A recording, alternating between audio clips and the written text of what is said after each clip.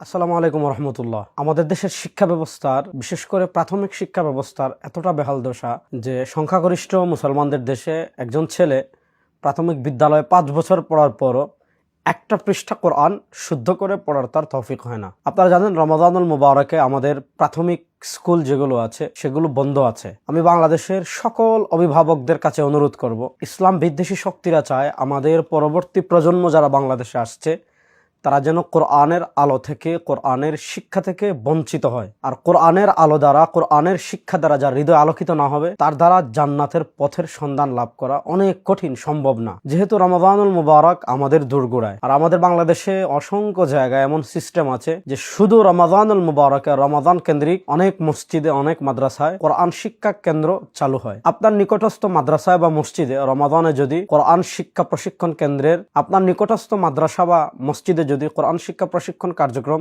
চালু থাকে, তাহলে আপনার যে ছোট্ট ছেলে বা মেয়ে প্রাইমারি স্কুলে পড়ে তাকে অবশ্যই আপনারা সেই কোরআন শিক্ষা প্রশিক্ষণ কেন্দ্রে 1 মাসের জন্য প্রেরণ করবেন, যাতে অন্তত সূরা ফাতিহা সহ কোরআনের একটা অংশ বা কোরআনের উল্লেখযোগ্য অংশ বিশুদ্ধভাবে তিলাওয়াত করতে সক্ষম হয়। আর যেখানে এই ধরনের সিস্টেম নেই, অবশ্যই মসজিদে মক্তব আছে, সেখানে আপনি মসজিদের ইমাম সাহেবের সাথে যোগাযোগ করে আপনার বাচ্চাকে পার্শ্ববর্তী মক্তবে প্রেরণ করেন, যাতে 1 মাসে কোরআনের উল্লেখযোগ্য অংশ বিশুদ্ধভাবে তিলাওয়াত করতে সে সক্ষম হয়। যদি মক্তবেও না থাকে, তাহলে আপনি আপনার বাচ্চার ভবিষ্যতের জন্য অনেক খরচ করেন, আপনার বাচ্চার আখিরাতের পাথে এর জন্য, আপনার বাচ্চার জান্নাত লাভের জন্য রমাদানে একজন হাফিজুল কোরআনকে, একজন আলেমকে, একজন মাদ্রাসার ছাত্রকে আপনার ছেলের জন্য আপনি নিয়োগ দেন, যাতে এই আলেমের কাছে, এই মাদ্রাসার ছাত্রের কাছে আপনার ছোট্ট ছেলে, আপনার ছোট্ট মেয়ে বিশুদ্ধভাবে কোরআন তিলাওয়াত শিখতে পারে। আজকে মুসলমানরা পিছিয়ে পড়ার অনেকগুলো কারণের একটা কারণ, মুসলমানরা বিশুদ্ধ কোরআন তিলাওয়াত থেকে দূরে সরে গিয়েছে। বাংলাদেশেও দেখা যায় অনেক মানুষ বিশুদ্ধ করে কোরআন তিলাওয়াত করতে পারে না।